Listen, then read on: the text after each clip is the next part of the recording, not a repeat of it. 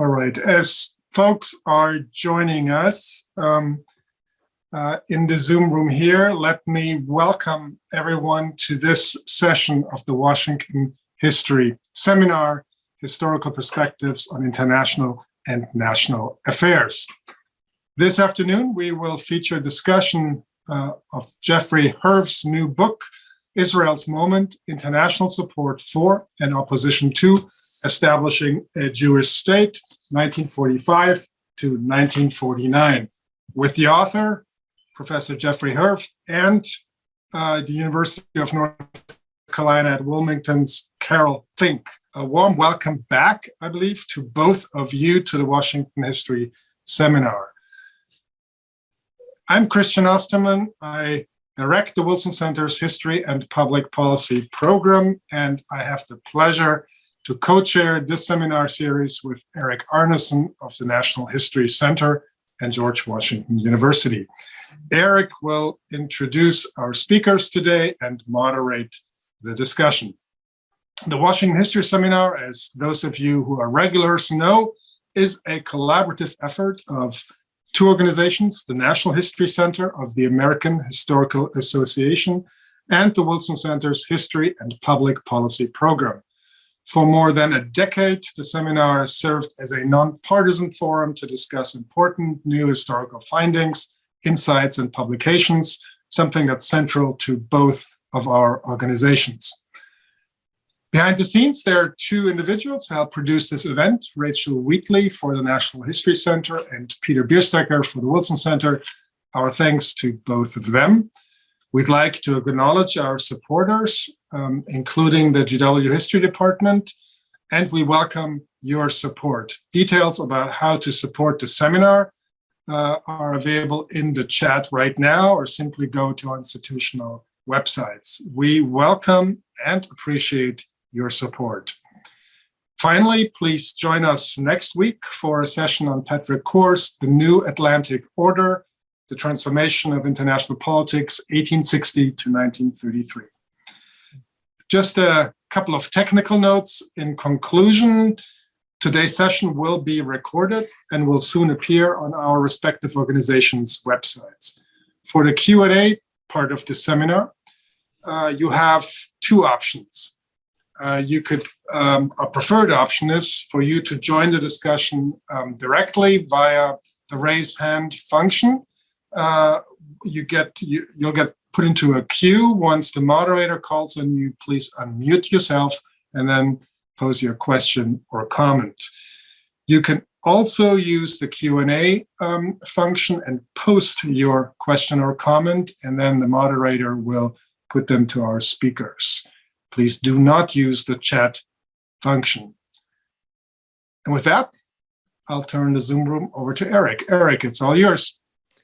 Thank you, Christian.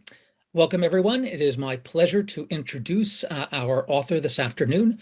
Jeffrey Herf is Distinguished University Professor in the Department of History at the University of Maryland, College Park, where his focus is on modern European and German history. He received his BA from the University of Wisconsin-Madison in 1969 and a PhD from Brandeis University in 1981.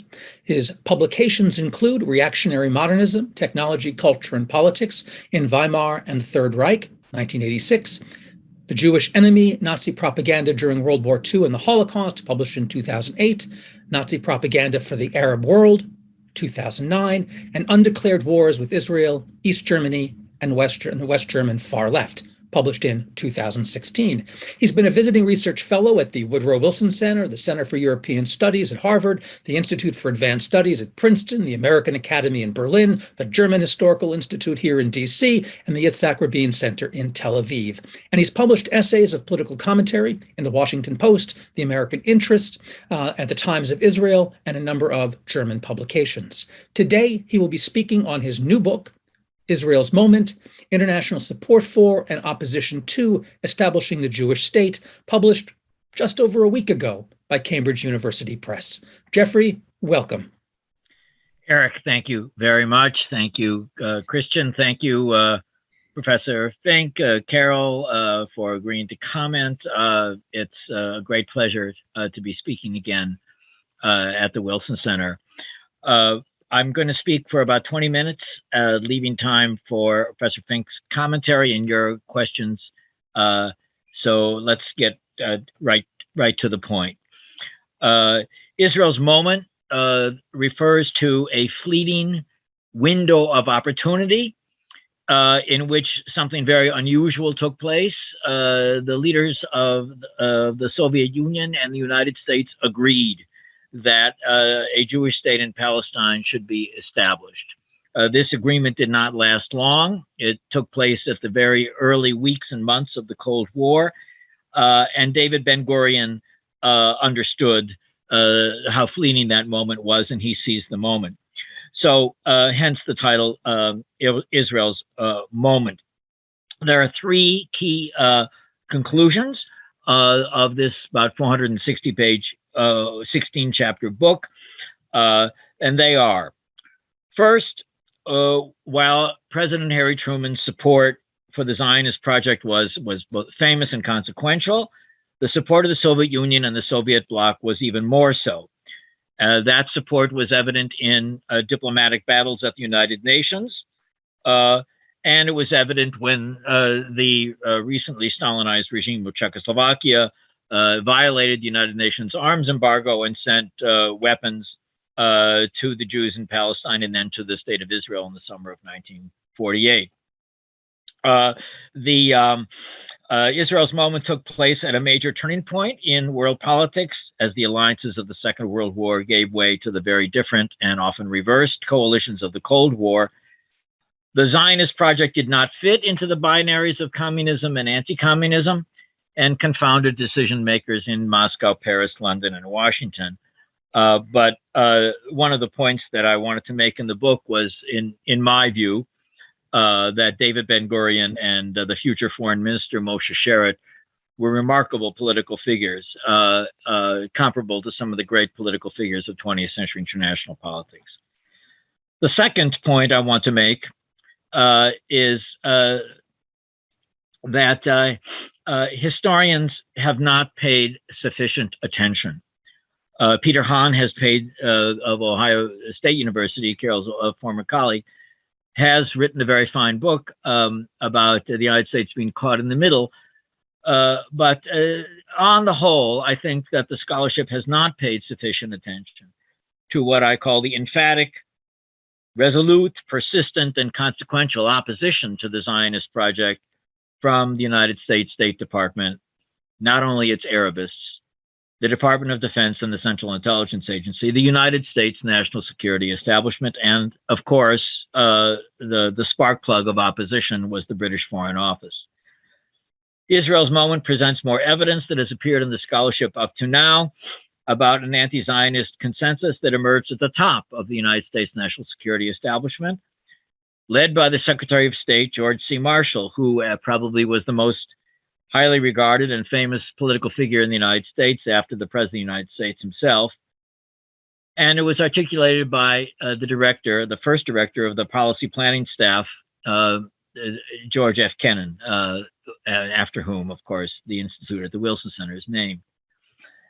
These leaders in the State Department and, of course, in the British Foreign Office viewed the establishment of the Jewish state in Palestine, in former British Mandate Palestine, as a threat to American and Western access to Arab oil. It was a boon to Soviet and communist. It would be, and they thought, a boon to Soviet and communist expansion in the Middle East, and it would be a threat to American national security interests in the early months and years of the global policy of containment of the Soviet Union. And third, and I'm not going to spend quite as much time on that today, unless questioners wish me to do so. Within the United States and in France was important in this story. Support for the Jewish state encompassed both the Democratic and Republican parties, but the loudest, most persistent voices in the political realm and even outside the formal organization of the Jewish community came from the most prominent liberal politicians in American politics, including Senator Robert F. Wagner, line of the New Deal, Congressman Emanuel Seller from Brooklyn, former Assistant Secretary of State Sumner Welles, and then left-leaning or liberal journalists such as Frida Kirchway, the editor of The Nation magazine, I.F. Stone, and other writers at The Nation and the left-leaning daily PM, and the New York Post, which was then a left-leaning New Deal newspaper. So those are the three core arguments about the importance of the Soviet bloc, about the opposition of the American national security establishment, the Anglo-American national security establishment, and about the role of liberals and leftists in supporting the Zionist project. The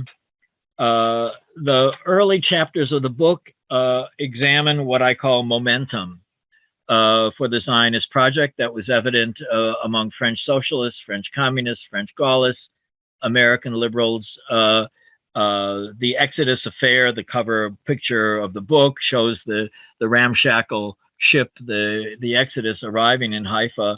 That in the summer, by the summer of '47, public opinion was very, very emphatically supportive of establishing a Jewish state in Palestine. David Nassau's very moving book, The Last Million, as well as Ron and Alice Radosh's fine book about Harry Truman, all recall the centrality of the refugee issue and the urgency of admitting refugees and survivors of the Holocaust to the state of Palestine. So this momentum was a factor of 1945 to 1947. One theme of the book is the absence of significant Jewish political clout in the United States.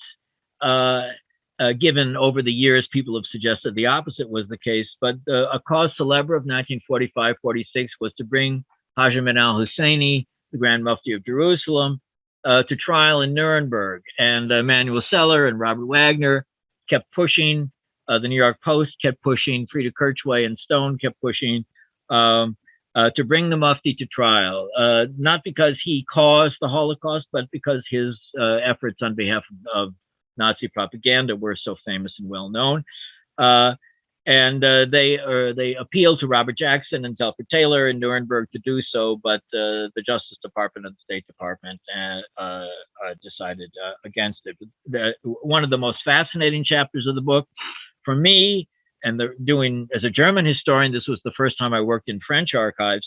Well, in 1945-46, the Mufti was in French custody, in and outside of Paris, and the French government had the opportunity to either send him to indict him, send him to trial, or to be lenient. And the decision was for leniency, and the decision not to indict him was, in my view, part of that is a chapter in the early history of the Cold War as well, when leniency for former Nazi collaborators were part of this big shift from the anti-Nazi coalition to anti-communism and containment. In view of the salience and of the issue of racism and Zionism, one of the aspects of the book that I found most interesting was not Hajim al-Husseini, but Jamal Husseini, his cousin, who was the leader of the Arab Higher Committee at the United Nations. And in London in January '47, and then in New York at the United Nations, or I think it's Lake Success then, but near New York in September '47, Jamal Husseini gave a very long and detailed explanation as to why the Arab Higher Committee rejected the establishment of the Jewish state. And as part of that long and interesting speech, he defended what he called homogeneity in race in the Middle East, and that diversity and plurality, he didn't use the word diversity, of course, but plurality of nations in Europe had contributed to conflict and war. This element of this theme of the rejection of the Zionist project because it would disturb the homogeneity in race in the Middle East is one that has not received attention that it should. One more point about momentum. especially when we think about where Ukraine is on our mind and hearts now, that at the United Nations in 1947 and 1948, Andrei Gromyko, the representative of the Soviet Union, Vasyl Tarasenko, the representative of the Ukrainian SSR, and Alfred Fedorkiewicz, the vice president of the General Assembly and the Polish ambassador to the United Nations, all spoke rather passionately, not only in power political terms, which of course was Stalin's specialty, but they also spoke emotionally and personally about anti-Semitism, about anti-imperialism, and their reasons for supporting the Zionist project. Fedorkiewicz, most dramatically, was a survivor of Auschwitz, and he told the UN, I think he stunned the UN General Assembly in May of '47 when he announced that. But here we are in Washington, so let me get to the point. Another maybe 5 minutes at most, and then be interested very much in what Carol has to say. The opposition to the Zionist project in the State Department, of course, came from Lloyd Henderson. It came from the Arabists. It came from William Eddy. It came from the oil people. It came from people who had been ambassadors to the Arab states. But if it had only been that, then it would have been far, far weaker, and perhaps a different Secretary of State or Deputy Secretary of State or Director of the Policy and Planning Staff might have pushed back. But the opposition was Anglo-American, and it came as well from the top. And here, George Marshall and George Kennan are key figures. You're all, I assume people on this call are all familiar with who these gentlemen were. Kennan was appointed by George Marshall to be the first director of the policy planning staff. And when he was appointed, he was already famous George Kennan. He was already the brilliant diplomat who had written the decisive long telegram and articulated some of the crucial themes of containment that persisted for decades. And in September and October of 1947, a 2-week meeting took place in the Pentagon between British military leaders and British military and diplomatic leaders and American military and diplomatic figures, called the Pentagon Talks. And the Pentagon Talks are a crucial set of events in this whole story, because at the Pentagon Talks, Kennan, with Lloyd Henderson, made the argument that it was in the interest of the United States that the persistence of Britain in the Middle East should be, quote, as in Marshall's words, the cornerstone of our policy.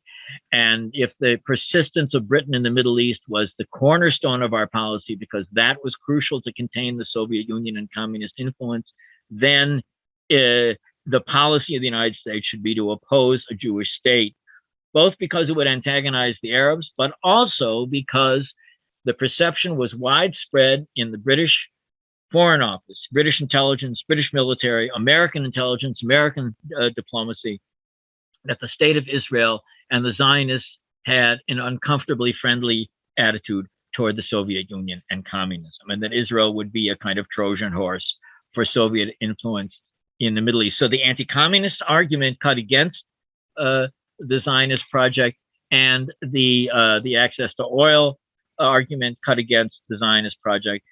And Kennan, in January and February of 1948, wrote the decisive memos in the planning staff that, in a way that it was typically Kennan, typically brilliant and articulate, expressed in no uncertain terms that the establishment of the Jewish state would be a disaster for American national security interests. And these views were persisted in the spring of '48 when the United States tried to reject the partition resolution that created that would have created a state for the Jews and for the Arabs and replace it with some kind of trusteeship. It persisted in the form of an arms embargo that Loy Henderson first proposed. It was an American arms embargo, then it became a United Nations arms embargo on the whole Middle East and on Israel, an arms embargo that took place when there was no state of Israel and when the Arabs had states. I conclude, the romance about the importance of Harry Truman and the establishment of the State of Israel is not a myth. Truman's decision to support partition and his recognition decision of May 1948 were of great importance. There's no question about that. But President Truman was up against the entire American and British national security establishment. They all opposed it. And David Ben-Gurion was quite aware of this. He was very grateful for what Truman did do. But I end with an anecdote. That in May of 1949, the recently appointed ambassador, James MacDonald, was speaking with Ben-Gurion and with Moshe Sharett in, I believe, in Tel Aviv.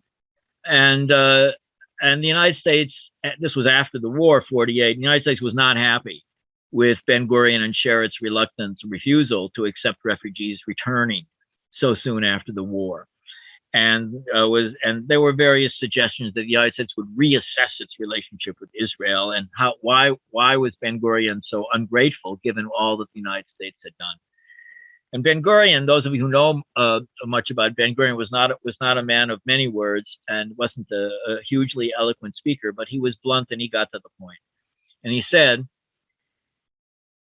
the United States didn't support the partition resolution. The United States upheld an arms embargo.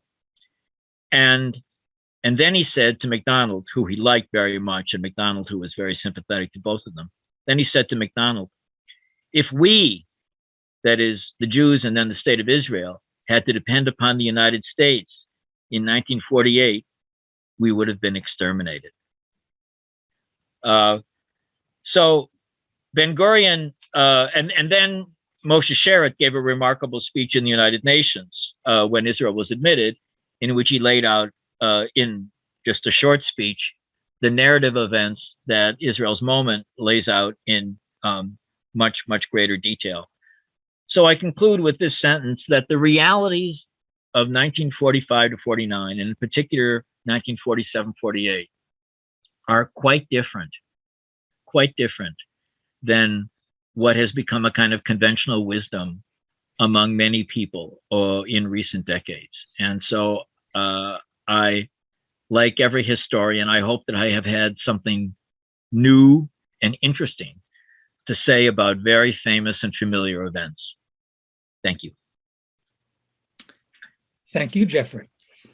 And now it's my pleasure to introduce our discussant this afternoon, Carol Fink, a scholar of international history, modern European history, and historiography, who joined the Ohio State University faculty in 1991, received the university's Distinguished Scholar Award in 2007, and retired as Humanities Distinguished Professor Emerita in 2011. And she now teaches at the University of North Carolina, Wilmington. Professor Fink is the author of Cold War in International History, whose third edition came out in 2022. West Germany and Israel, Foreign Relations, Domestic Politics in the Cold War, 1965 to 1974, which appeared in 2019. And she's currently doing research on the unexpected arrivals, Soviet Jews in West Germany between 1972 and 1989. And she's also under contract to write an international history of the 1980s. She's also, I should note, a former Wilson Center Fellow. Professor Fink, welcome. Just one quick correction. I don't teach at the University of North Carolina. I'm emerita there, and I'm an adjunct. I'm there to be called upon for various things. Let me begin by thanking the Washington History Seminar, the National History Center, and the Woodrow Wilson International Center for Scholars for the invitation to take part in this conversation. May I also thank Jeffrey Herf for his impressive monograph, which, to borrow words from our colleague Norman Goda, is both a necessary book and a terrific read. In my remarks, I hope to review a few political elements and from the Western and the Soviet side, and to conclude with a few questions. In Israel's moment, Jeffrey Herf has investigated, as he's just told us, a unique Cold War episode when the two major rivals took almost identical positions toward the Middle East, both supporting the partition of Palestine and Israeli independence. To place this event in a larger context, unlike the diplomatic conclaves after World War I, from which, except for the 1923 Lausanne Treaty with Turkey, the new Soviet government had been excluded. After the Second World War, the USSR was an omnipresent and often difficult participant in all the post-war political and territorial arrangements. And although there were the hard-fought Soviet Western compromises on the treaties with Bulgaria, Finland, Hungary, Italy, and Romania, and there was intense debate over the treaty with Japan, from which Moscow dissented, while the Cold War heated up in Europe, Washington and Moscow unexpectedly worked in parallel, ultimately helping to create Jewish statehood. How did this come about? Herf, who has searched numerous archives, newspapers, printed records, and secondary sources, has focused largely on the US side and on the momentum, and particularly in the US, where in the wake of the Shoah, organized US Jewish groups challenged Britain's policy of enforcing the 1939 White Paper and restricting Jewish immigration to Palestine.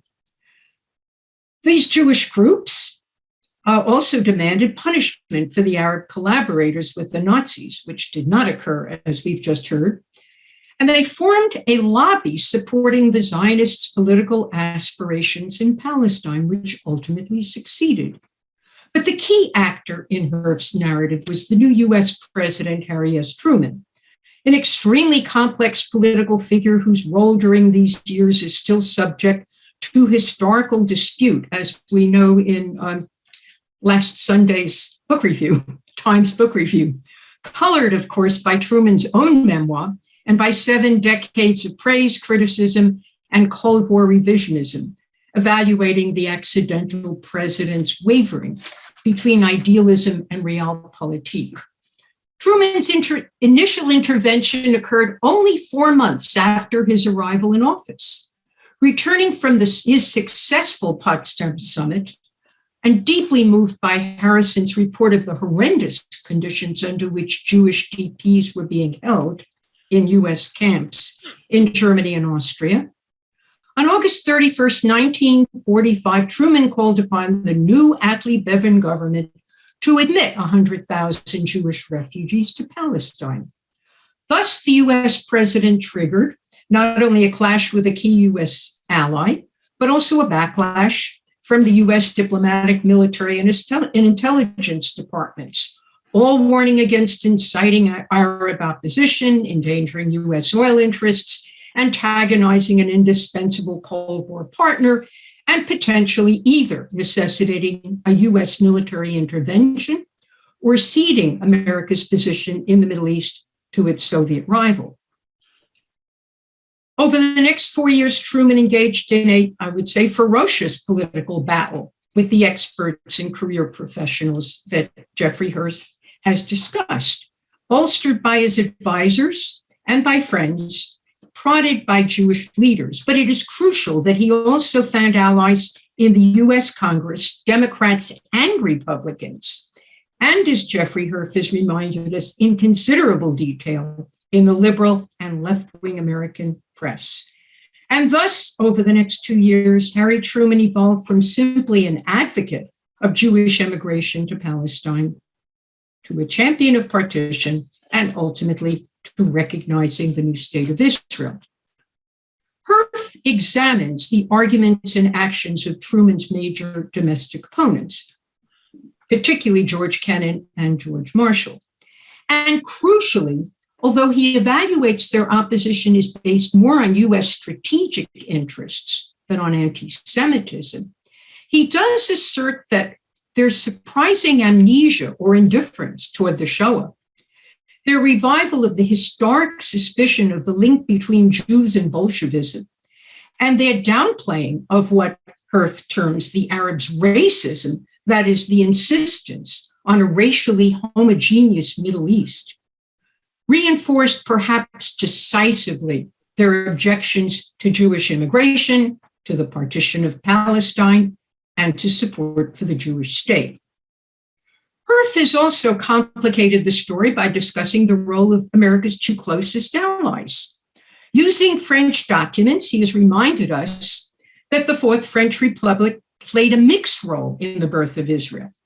Although its traditionally pro-Arab foreign ministry enabled Amin al-Husseini, who had collaborated with the Third Reich, to not only escape captivity, but also to resume control over the Arab Higher Committee and to lead the intransigent Palestinian opposition to the Zionist project.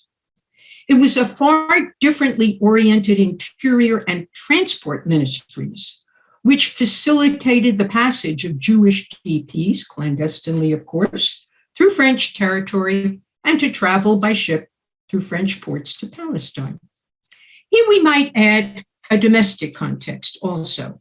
The very strong support for the Zionist project at the time among large parts of the French left and of the French intelligentsia and of former members of the resistance and even of some communists, for whom memories of the Shoah were still vivid. Indeed, almost a third of French Jewry had perished in World War II.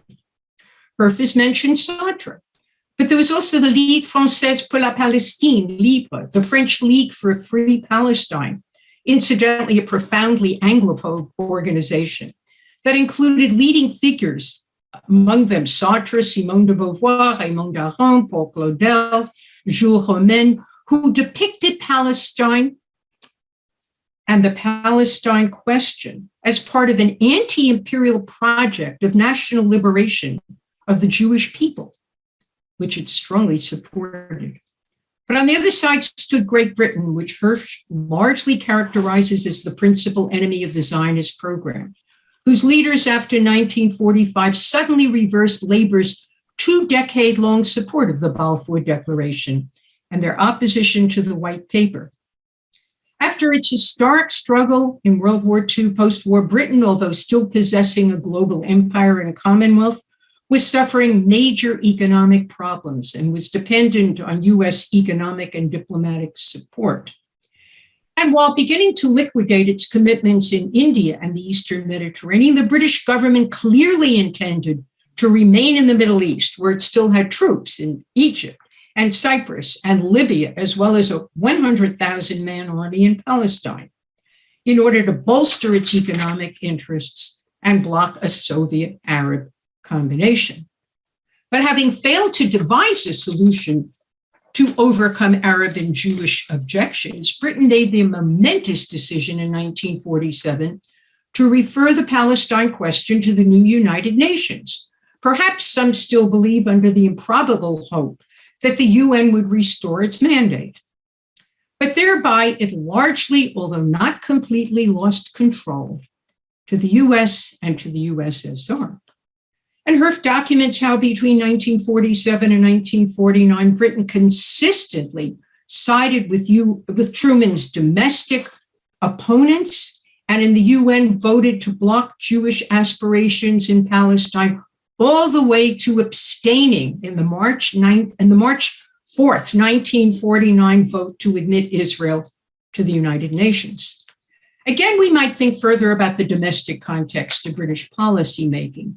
Where public opinion in this place was much more distant than the continent from the ravages of the Shoah, and it generally favored the government. Although perturbed over the growing violence in Palestine, and having read some of author Kessler's works, including Thieves of the Night, there were a few members of the Labor left that protested the Attlee-Bevin policy. But the majority, even old leftists like George Orwell, staunchly supported the government, were outraged by Jewish terrorism, sympathized with the Arabs, and supported a binational state. And as Roger Lewis has opined, the still influential Winston Churchill subordinated his moderate, I might add, inconsistent Zionism to imperial priorities, and above all, to his insistence on Anglo-American solidarity. Now I turn to Truman's unexpected partner, Moscow, a regime that, starting in 1945, had actually shocked its colleagues. We all remember Francine Hirsch's book, that it was Moscow who outraged Britain and the United States by insisting that crimes against humanity be brought at the Nuremberg trials, and who brought Sutz Kaver to testify. But here was Moscow, the regime that for 2 decades had vilified the bourgeois nationalist Zionist program, but in this period took several extraordinary steps. The first, beginning in 1946, was not only to release the more than 200,000 Jews from the eastern regions of the Soviet Union, to whom Stalin had granted refugees, enabling them to survive World War II. And the second was to allow these people either to travel clandestinely through the USSR's Balkan satellites to Palestine, or in much larger numbers, to head westward to the Allied-run DP camps. Parenthetically, I'd like to add a personal note. Among these were 8 of the surviving members of my grandmother's family. To be sure, the now available Soviet records seem to indicate far less generosity and pro-Zionism on Stalin's part than tactical moves. First, to remove this unassimilable foreign element from Soviet soil, that is, to remove these Jews from the Soviet Union. But second, even more importantly, to alleviate the embarrassment that had been caused by the post-war pogrom in Poland, and to help consolidate its new satellites regime. Let me remind us that Poland, as in the interwar period, gave the earliest and most full-throated support to Jewish emigration to Palestine. On the other hand, not only at the time did the Kremlin not permit Soviet Jews from exiting the country, but as Yaakov Roy has pointed out, by 1947, it also launched an anti-Zionist program at home. According to Herf, there was an almost complete steadfastness on the part of the USSR and its satellites in support of emigration, partition, and a Jewish state, underlined in April 1948, when war was raging in Palestine, by Moscow's rejection of the US's trusteeship proposal and its insistence on partition. Indeed, one can add, Soviet support was indispensable to the creation of a Jewish state. I agree, but we still have insufficient background on Soviet decision-making. To be sure, Zionist records have long been available documenting the extensive contacts between Jewish leaders and Soviet officials in a variety of locales. And since the end of the Cold War, Soviet Foreign Ministry records for this period have been open and even available in digitized forms. But because of the way the regime operated, key documents, Stalin's files, party and Politburo deliberations, Red Army files, and KGB records have yet to be examined, which leaves us with an imperfect understanding of how and why, for this very brief moment, Soviet interests coincided with the Zionists and with the US president. The old explanations are not yet based on enough evidence. Did Moscow simply desire to settle old accounts with Britain by hastening its exit from the Middle East? How coherent was its plan, if it existed, to exploit US-British differences over Palestine? Why did Stalin and his minions risk the ire of the Arab governments, and especially of the local Arab communists that the Kremlin had long sustained and supported? Did the Soviet policymakers really believe in a Zionist socialism and in the Zionist profession of neutrality in the Cold War? Did Moscow have an idealized view of the new United Nations as a potential forum for Soviet influence? How important was Warsaw's voice in the Soviets' affirming of the ubiquity of European anti-Semitism? and of Poland's full-throated support for removing the Jews from Europe.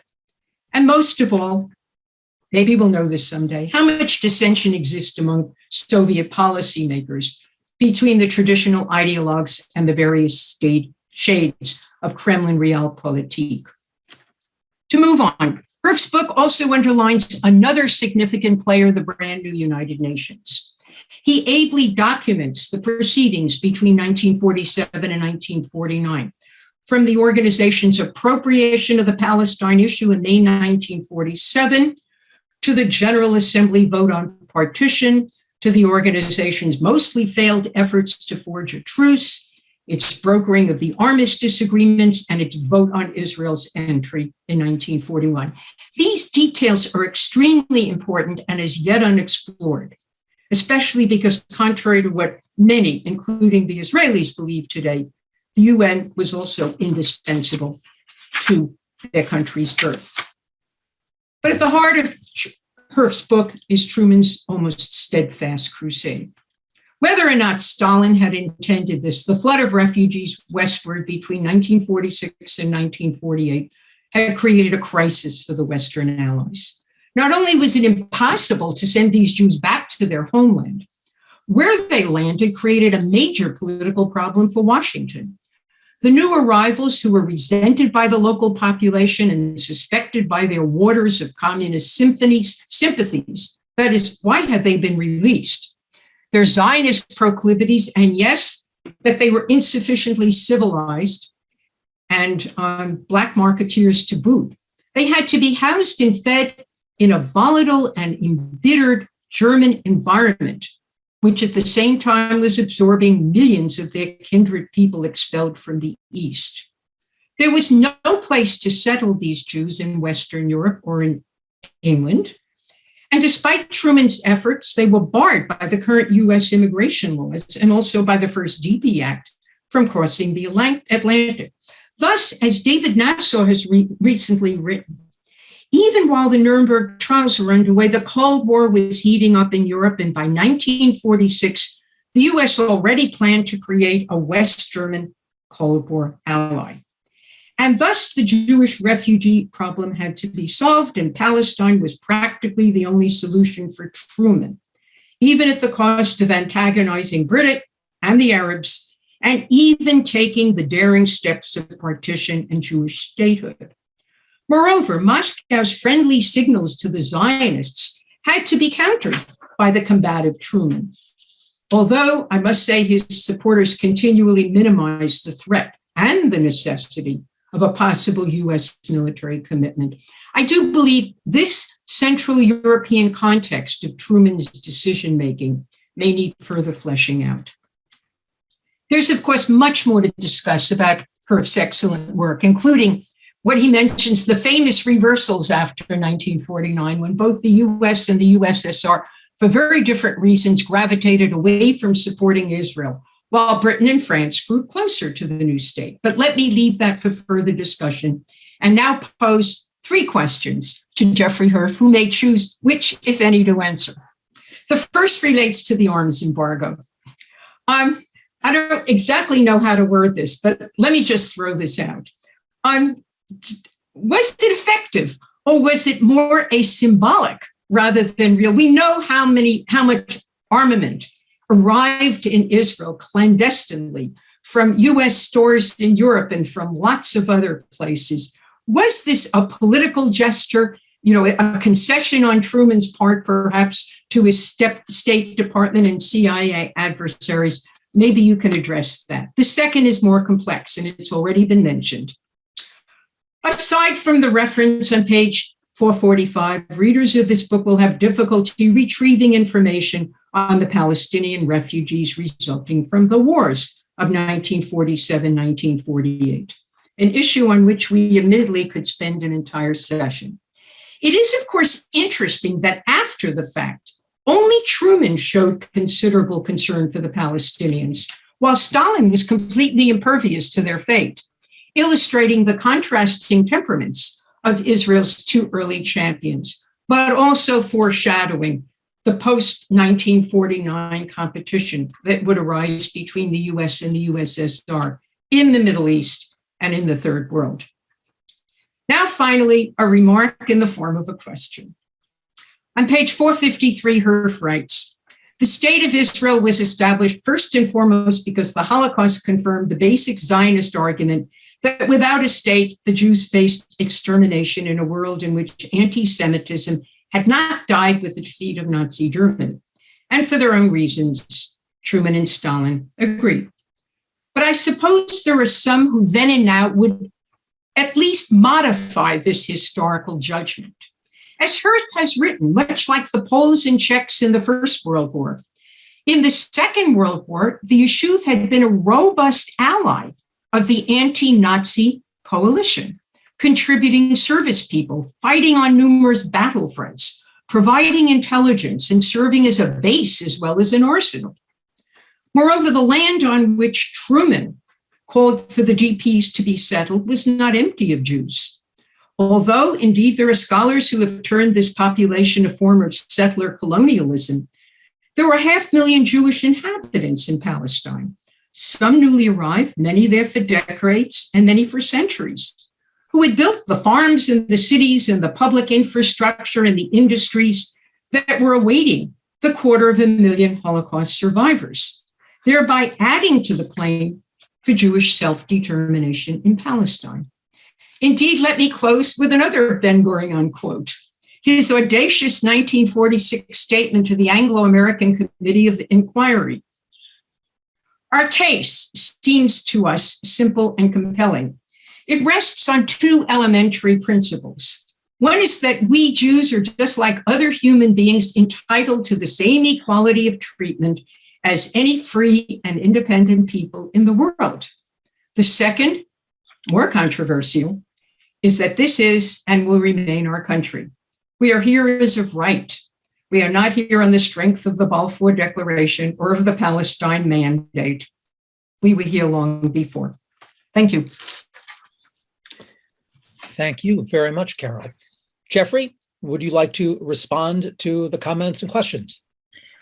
Well, I would say to all of the historians that are listening on this Zoom call that when you publish a book, you should be so lucky as to have one of your esteemed colleagues actually understand what you've been trying to do and to fairly discuss it. So I'm really very grateful to Carol for a very fine discussion of the book. I'm really very moved and grateful.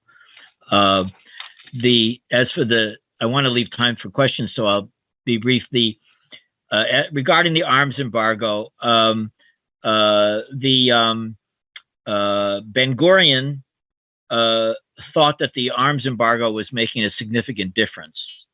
And he believed that the delivery of the arms from Czechoslovakia made a significant difference in the outcome of the war. I don't go into great detail about the military balance and the details, but at the time, both the Zionists and their supporters in the United States thought that the arms embargo was significant, and I think the purpose of the arms embargo, given that it came from Lloyd Henderson to begin with, was to make it very difficult to bring about the partition resolution if by force if necessary.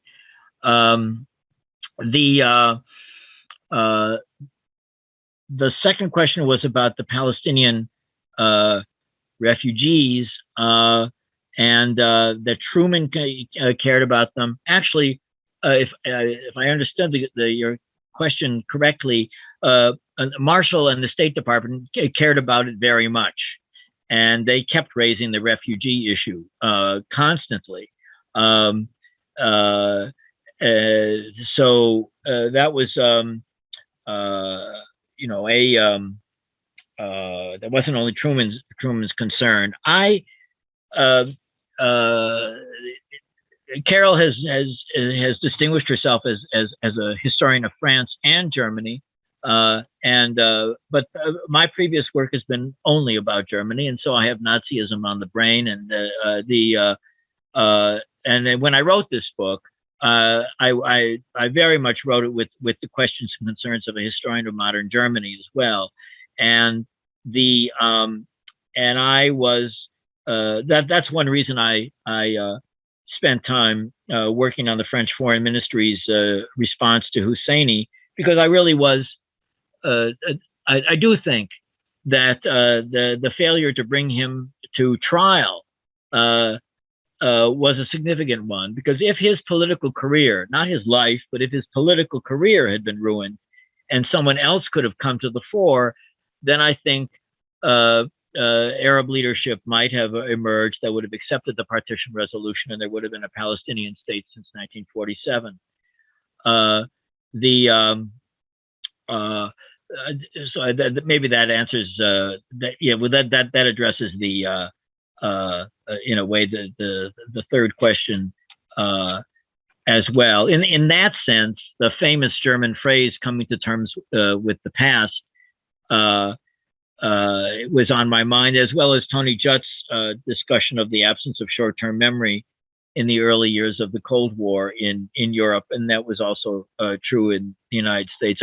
One thing that struck me as I was reading the State Department records, and not only Marshall and Kennan and Lovett, but also the lower-ranking officials, was that and Gary Gerstle has made this point well as also, and that is that the United States was still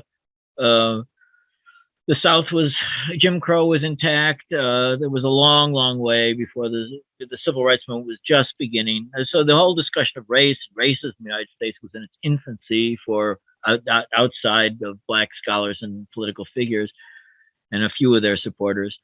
So why should the people in the State Department have much deep understanding about the realities of anti-Semitism? One reads the State Department files, not to find a whole wellspring of anti-Semitism. They weren't like that, but they didn't really, as Carol said, they didn't really get what was not yet called the Holocaust. And some of the ways in which they talked about Zionism and the Soviet Union did evoke those older stereotypes of the Jews and communism. The last point I would make is a point about the history of emotions. And nobody thinks of me as a historian of emotions, but maybe I am. Within, and Carol, you probably have thoughts about this. Within the traditions of Soviet foreign policy, if one thinks about Ivan Maisky or Maxim Litvinov, there was a tradition that was more pro-Western, that was more interested in the Popular Front. And there's a little bit of the younger Gromyko and certainly Fedorkivich and Tarasenko that reminded me of Maisky and Litvinov.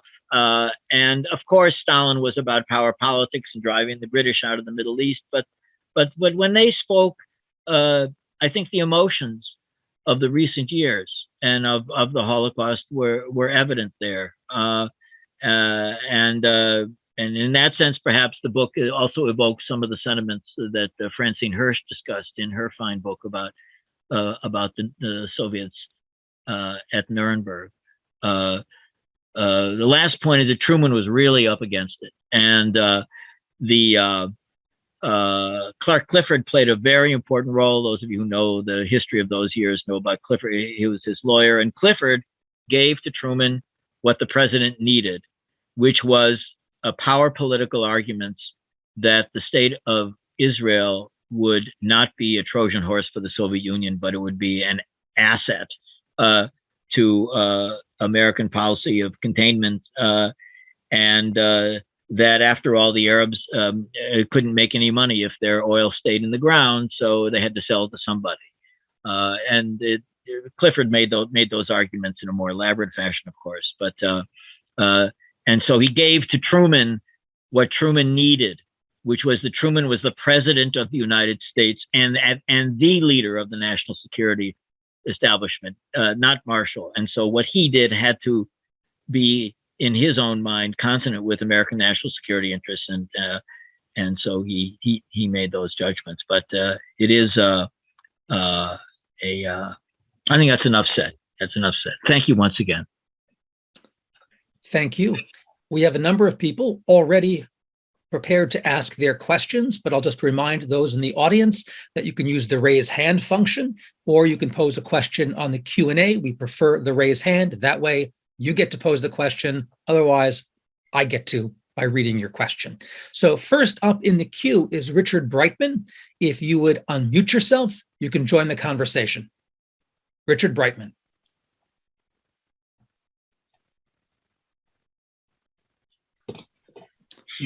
You're catching me a little bit unaware because I hadn't realized I had put in for a question, but I certainly appreciate Jeffrey's book, and I want to ask why he thought the war crimes issue, especially with Haj Amin al-Husseini, was critical to generating momentum in the United States. There were, of course, other Nazi officials who were much higher profile in the US. And even there, the record of the United States with regard to war criminals was not entirely resounding. So Yeah. why Haj Amin al-Husseini? Well, the American Zionist Emergency Council, represented by Stephen Wise and Alva Silver, made the argument that his Nazi collaboration was both famous and consequential, and that if his political career continued in the Middle East, that he would undermine efforts to find a compromise solution, and that in the AZAC memos, the American Zionist Emergency Council memos, I found were some of the most interesting documents that I examined, and they wrote some brilliant memos. I love brilliant. I mean, I think they were. I mean, they were very interesting. Readers can judge for themselves. In 1945-46. In which they revealed quite a bit of information about Husseini's collaboration with the Nazi regime. I'm not sure where they got that information. It wasn't just from the front pages of the New York Times. I don't know if there were people in the OSS who were giving them information, but a lot of what they said was true. There was some exaggeration, but basically they got it right. And the State Department had that information at its disposal. I think they didn't want to pursue Husseini because they were getting a lot of pressure from the Arab governments not to do it. And I think that was some people have written there's a continuity between, and Richard Brightman, Richard, you may want to make a comment about this, between State Department policy. Actually, I'd be interested in to know what you think. State Department policy during the Holocaust and State Department policy in 1945 to 49. Because during the Holocaust, the State Department also didn't want to raise the question of anti-Semitism publicly for fear that it would fan, for many reasons, but one of them was for fear that it would fan domestic opposition to the war in Europe and the United States. But it was certainly a cause célèbre, and there were major demonstrations in Madison Square Garden, and Emanuel Seller and Robert Wagner were. Robert Wagner wrote to George Marshall, and he said the State Department must have documents about the activities of these people, publish them, release them, to no avail. Thank you. Martin Kramer? In for a second on this. Please. He was wanted by the British.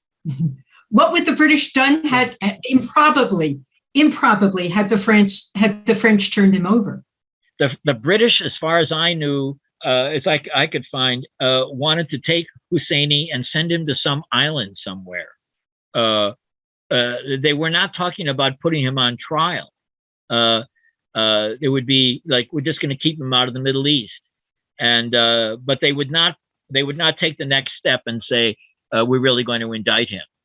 That they wouldn't do, and those are interesting for me. There was interesting research to look at the back and forth between the British and the French Foreign Ministry. Yeah, there was you had I.F. Stone and Frida Kirchway and Emmanuel Seller and Stephen Wise talking about indicting the Mufti and all that, but the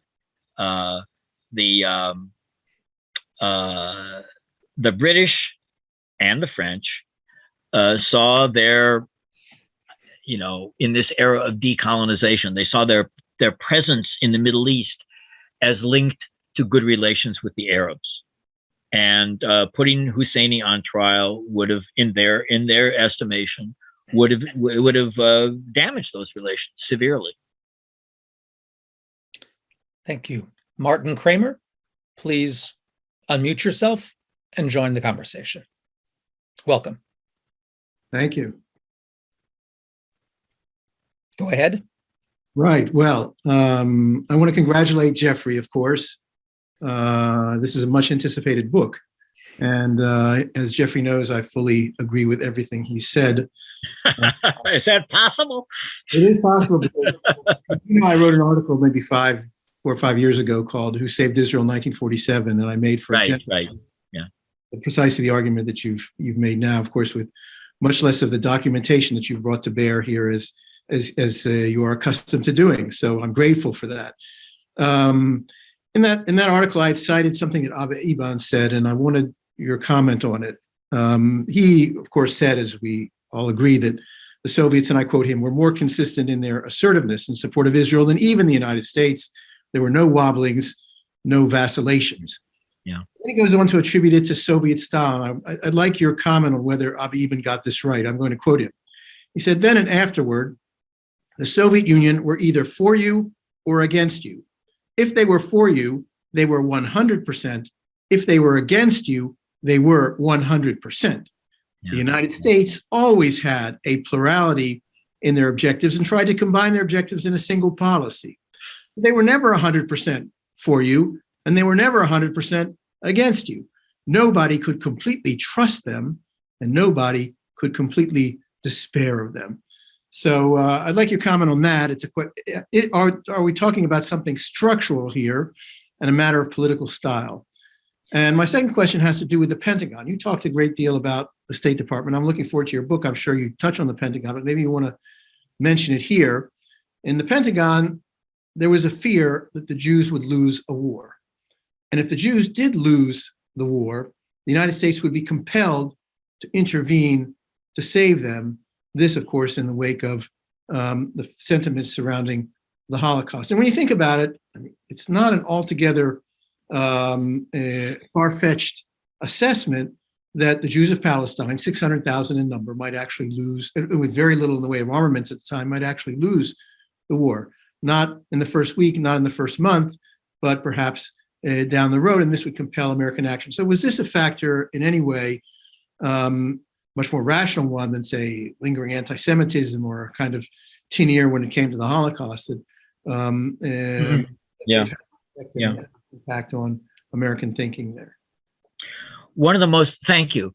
One of the most interesting for me parts of the research was to read the UN files, which are many of them are public, and Abba Eban, I wasn't aware of that quote from Abba Eban, but he really hit the nail on the head. When you look at the Security Council debates of summer 1948, when they're debating the arms embargo and the Bernadotte plan and the Negev, and there's Gromyko and Tarasenko. Vessel Tarasenko was on the rotating seat on the Security Council, and the two of them are in. I mean, every time Eban or Moshe Sherratt makes an argument about some resolution or another, there is Gromyko and Tarasenko supporting them wholeheartedly. And Warren Austin, the United States, is going, well, sort of a little bit of this and a little bit of that, and I don't know, and it's exactly the way Eban describes things. But when it's just very, very striking to see how emphatic the support for from the Soviet Union was that summer. And of course, the more that Gromyko and Tarasenko kept supporting Avi Eban and Moshe Sharett, the more convinced the people in the State Department were that there was some nefarious link between the Soviet Union and the Zionists.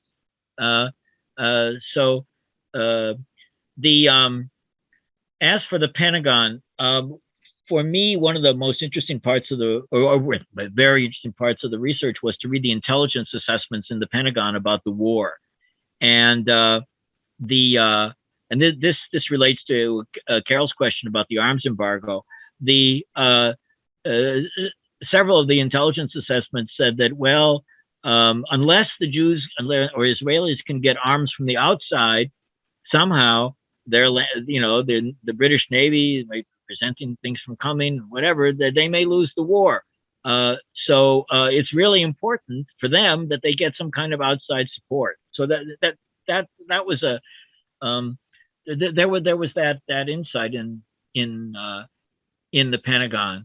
But your point, Martin, about that the Jews would lose the war.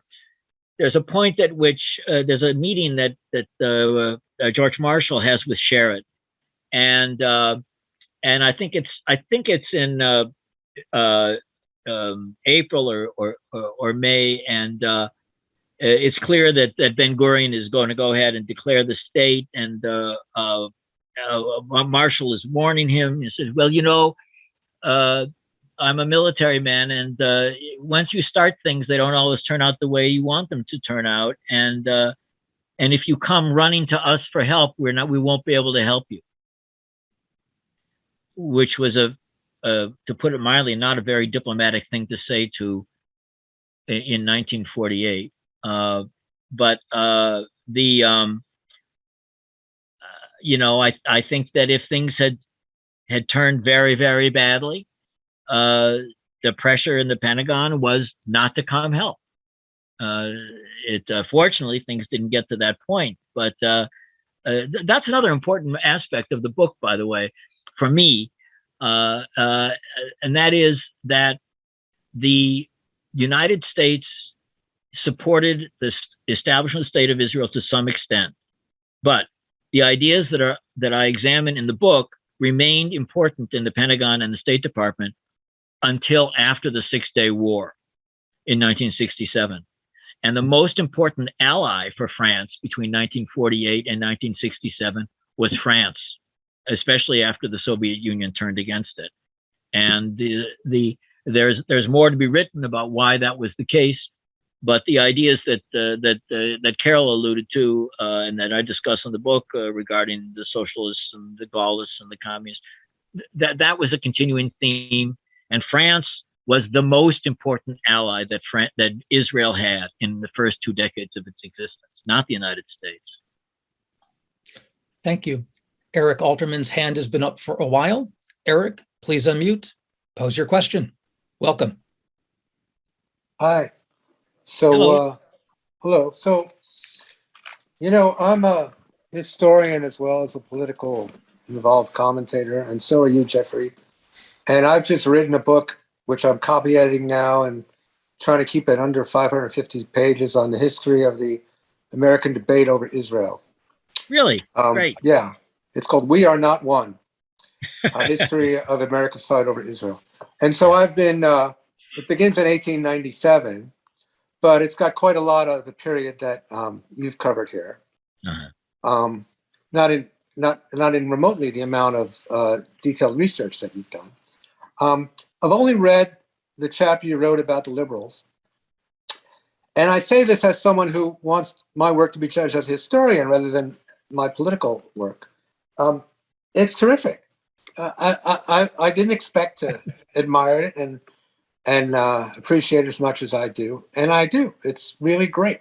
Thank you. I was very close with Izzy Stone in the last month of his life, the last 10 years of his life. And I have a story I could tell you. I don't want to take up people's time about Lily Schultz that is very funny and bears on something that I don't think made it into your book. But I think I'm supposed to ask a question rather than tell a story here. So my question is this, which is unrelated to that excellent section, which, by the way, I passed along to Katrina Vanden Heuvel and Viktor Navasky and Don Guttenplan.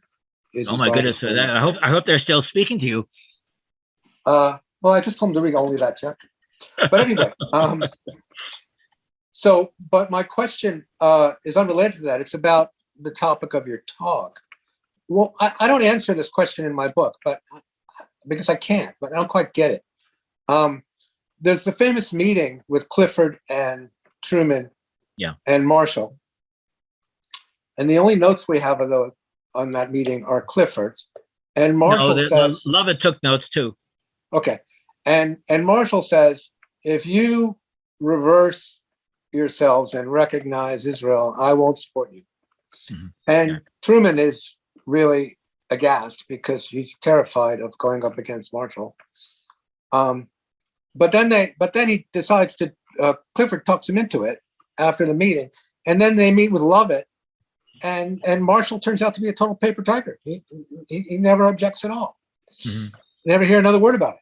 So how did that happen? Why did Marshall cave? He turned like my initial book, I took it out, but I compared him to Lot's wife.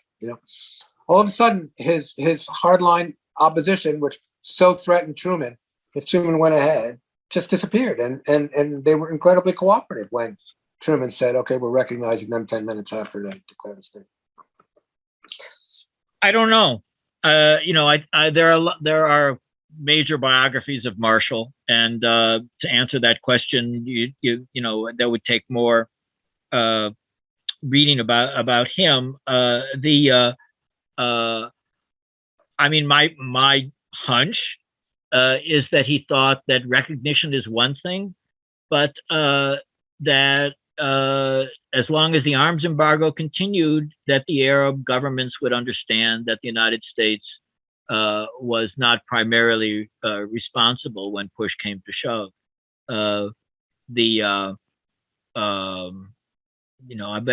That's an excellent question. I don't have a good answer. Marshall, after May 15th of 1948, Marshall, they continued to support the arms embargo. They supported this thing called the Bernadotte Plan, named after Count Folke Bernadotte, that would have eliminated the Negev Desert from Israel, from the state of Israel, given it to what was then called Transjordan. In every way that they could at the United Nations, they were indicating to the Arabs that they were attempting to roll back Israeli military victories. So Marshall emerges as it's no insight of mine, as both a brilliant kind of diplomat and a very effective operator in the government.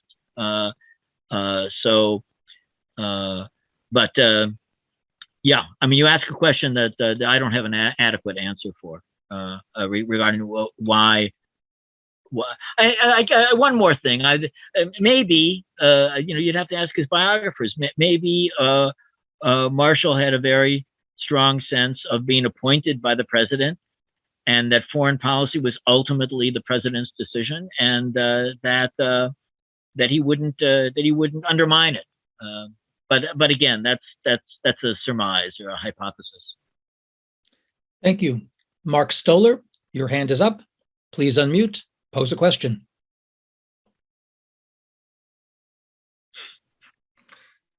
Wow. I'd like to address comments by the author and by Martin Kramer and by Eric Alterman on Marshall. I have been immersed in Marshall for quite a while. I edited volume 6 of the papers, which dealt with the Secretary of State years. And I think I can provide some possible answers to the questions asked about Marshall. The famous meeting that Jeffrey Herf correctly cites of Marshall's meeting with Charette, where he basically says, if you're losing, don't expect us to come to your aid.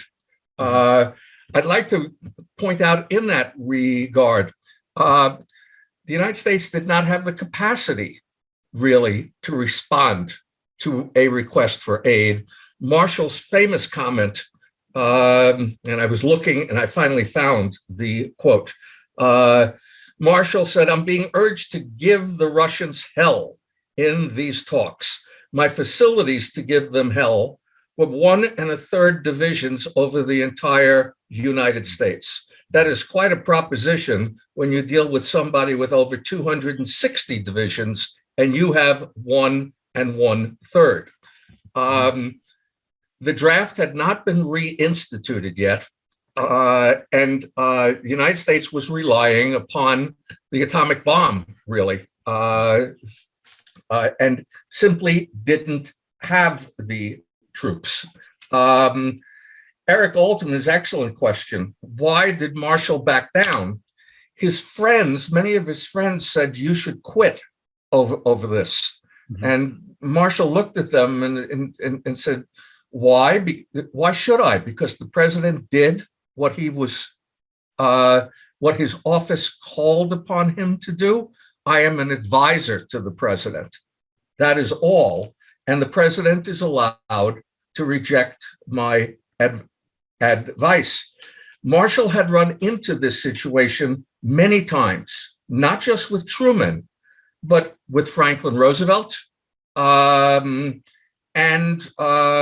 early in his career with General John J. Pershing, where he offered advice, the advice was turned down.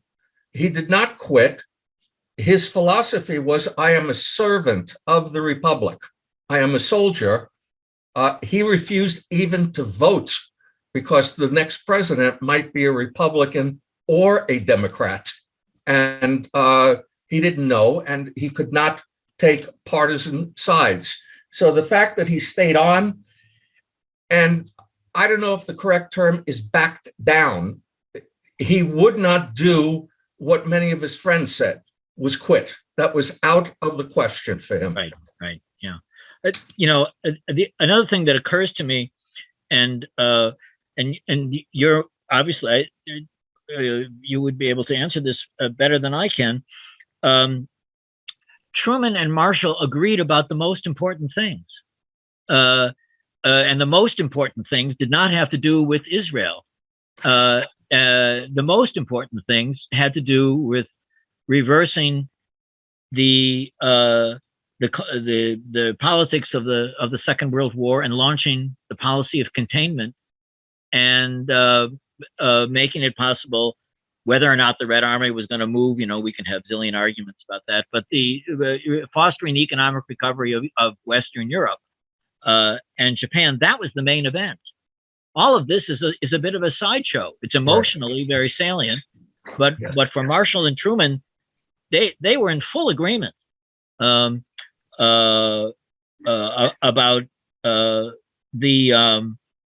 creating this whole new set of alliances and starting what came to be called the Cold War. So that may also be a reason why, you know, why he stuck it out, because because of this fundamental agreement on central issues. All right, Leon Fink, your hand is up. Join the conversation.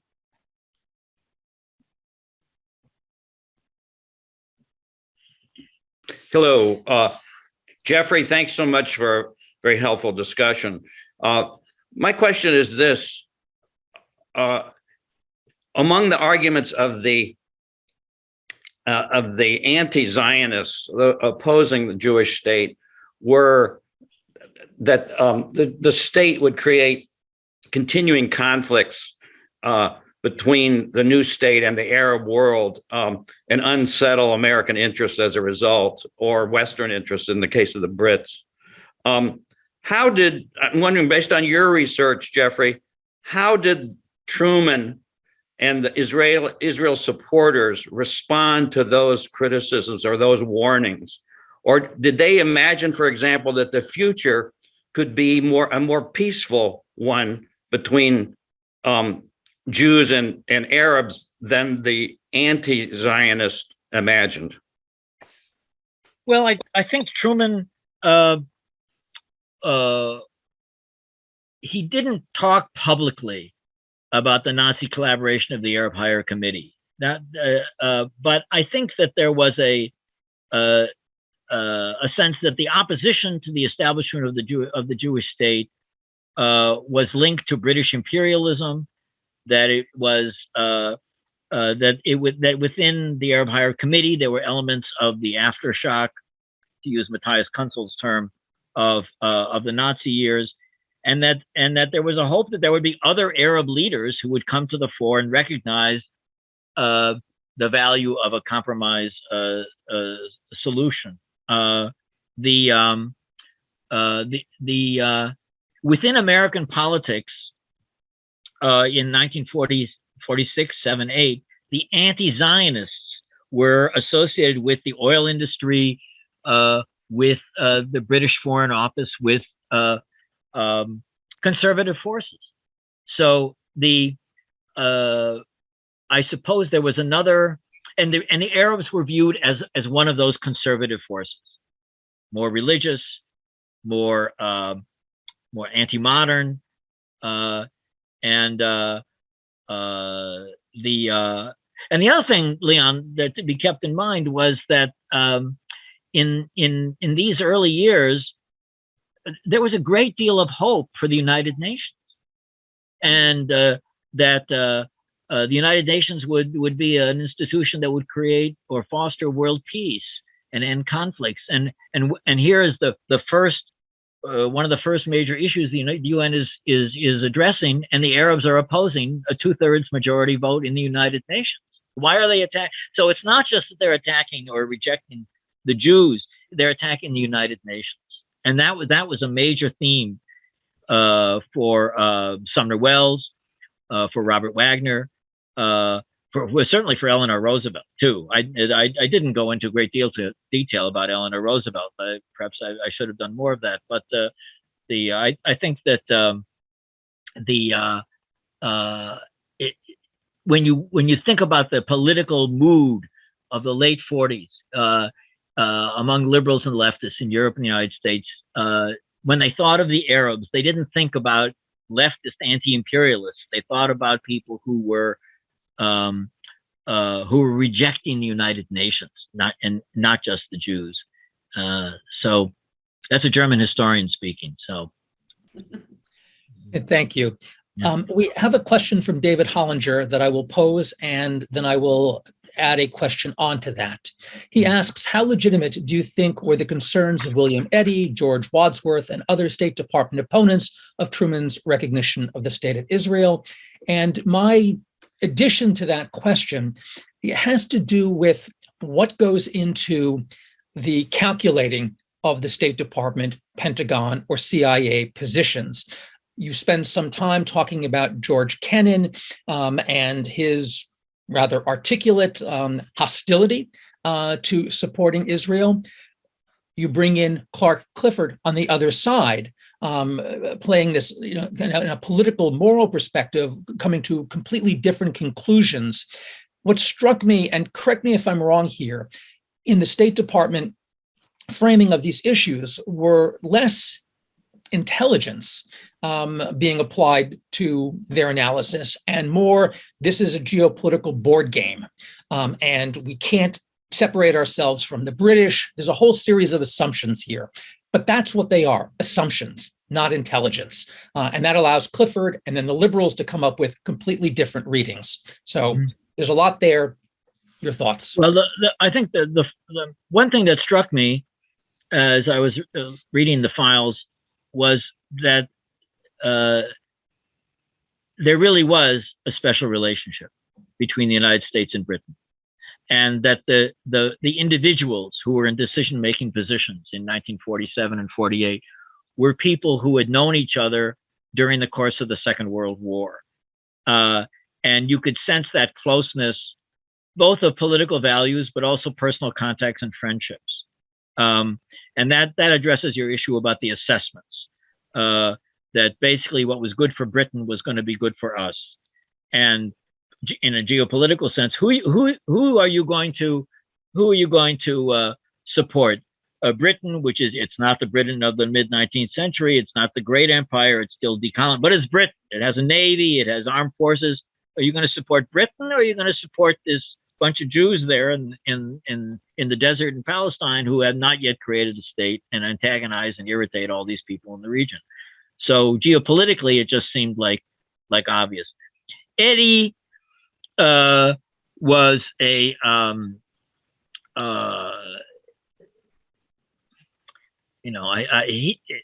he was right in the sense that he understood the conservative Arab governments, and he understood how much they despised Jews, not just Zionists.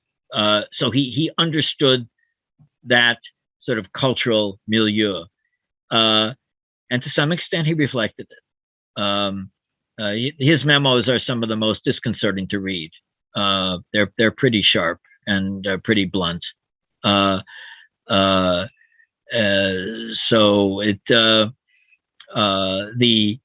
the argument that I.F. Stone and Frieda Kirchwey and the liberals were making was that of course the British get along with the Arabs because this is an alliance of conservative forces against the modernizing thrust of the Zionist Zionist enterprise. So David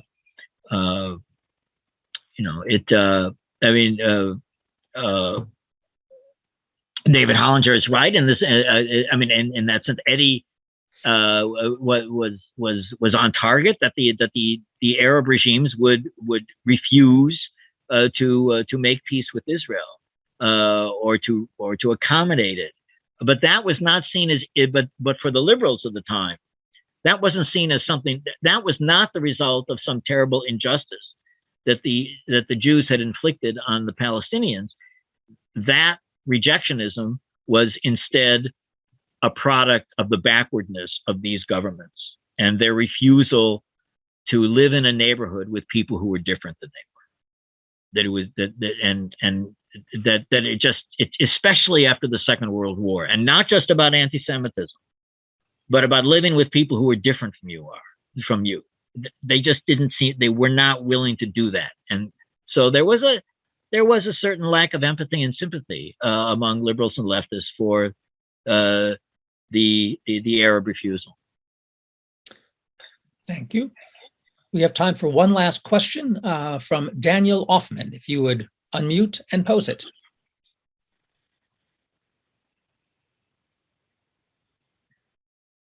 If you can unmute.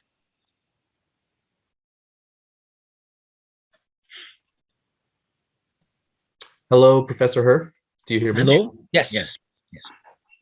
First of all, thank you so much. My question is, from researching the book, did you learn anything new about President Truman in this decision to basically go, as you described, to go against the entire establishment of the State Department and the national security establishment?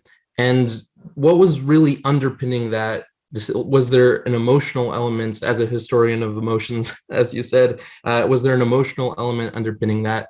And second question, in your opening remarks, you mentioned conventional wisdom about some of these events. How would you describe that conventional wisdom, and where, or pick any part of it that you'd like, and where do you think people have gone wrong from, and where do you differ from that conventional wisdom? Thank you. Well, it's going to be difficult to give a short answer to the second question, but let me start with the first. Ronald and Alice Radosh wrote a beautiful book, A Safe Haven, Harry S. Truman and the Founding of the State of Israel. I think I have the title correct. And that is a book about Truman, much more than mine is, and about Truman's religiosity, about his familiarity with the Old Testament and the New Testament, about his view of him, about someone who had a deep understanding of the place of Jews and Judaism in Western culture.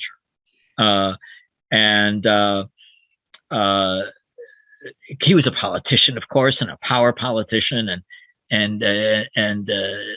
but those emotions not just emotions, ideas, they played a role. Clark Clifford put it into words, but Harry Truman was a brilliant man, and he understood power politics as well, and he was convinced that in a way he didn't articulate it, but in a way the Zionist project in Palestine was similar to the German Social Democrats, the French Socialists, and the British Labour Party and the Italian Socialists. That is left of center anti-communists, and maybe he sensed that as well. But as for the conventional wisdom, I want to give a short answer to that. One of the most successful propaganda campaigns of the Cold War was launched by the Soviet Union and then by the Palestine Liberation Organization, in which the realities of 1945 to 49 were reversed, and Israel became a product of American imperialism, and the Soviet Union was the great friend of Palestinians struggling against Western Orientalism and the like. Israel was racist. The Palestinians were anti-racist. Since the publication of since the Zionism is Racism resolution and Edward Said's Orientalism, and this conventional wisdom has in my view, reversed the realities of 1945 to 49. It really turned them just completely upside down. So what everyone thinks about the politics of today, I'm not talking about the politics of today, but the conventional wisdom, much of the conventional wisdom on campus in particular, is wrong. That's not what happened. What happened was quite different. And last point, in 1953, the CIA wrote a report which it sent to the Arab governments, and it's an excellent report about the debates at the United Nations, and it demonstrates very conclusively. The title is Soviet Opposition to Arab Aspirations at the United Nations. And so what the CIA wanted to demonstrate to the Arab governments was that the Soviet Union had supported the establishment of the State of Israel and the United States had not. And that was true in terms of the power ministries, not Truman. So to understand Truman, there are many biographies of Truman, and the Radosh's book is on my mind because I read it most recently. But I think his understanding of Western culture, of Christianity, in that sense, Truman is very much like Roosevelt and Churchill, in that they were embedded in Christianity, but they had a view of Judaism and the Jews as contributing to Christianity and to Western culture in a positive sense. And there was a kind of Christianity that was very different than the Christianity which focused on the crucifixion and all the terrible things the Jews were supposed to have done. So I think that was a factor. Harry Truman, like the rest of us, is a complicated person, and he knew how to have a conversation with George Marshall about power politics, and he also knew how to talk with his pal from Kansas City who said, "Harry, please help the Jews." He could do both. Thank you very much. We could go on for much, much longer. There are any number of people with hands up and questions in the queue, and I apologize for not being able to get to you. My appreciation to Jeff Herf and to Carol Fink for this very stimulating conversation this afternoon. Christian, it's back to you for final words. Thank you. Just a small correction, Jeff. The Kennan Institute was not named for George F. Kennan, but actually for a distant relative of Ambassador Kennan, George Kennan the Elder, a 19th century explorer of Russia and Siberia. And George F. Kennan was one of the co-founders of the Institute. With that, and with my thanks to you, Jeffrey, Carol, and of course, Eric, what a terrific conversation. Lots more to be discussed. Eric is absolutely right. Let me remind you that we hope you will join us next Monday for discussion of Patrick Core's new book, The New Atlantic Order. Thanks again, everyone, for joining us. We're adjourned. Stay safe and good night.